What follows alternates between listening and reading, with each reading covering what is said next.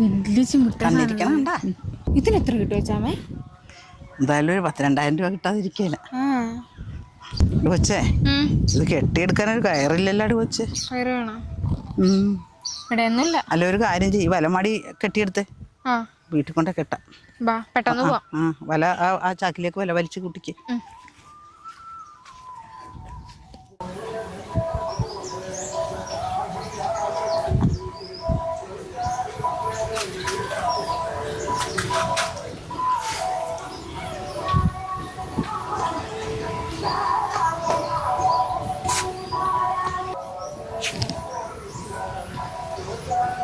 കൊച്ചു പോയേ ഉടുപ്പ് എളുപ്പം മാറിച്ചുമ്മ കൈ എടുത്തു. കൈ എടുത്തു.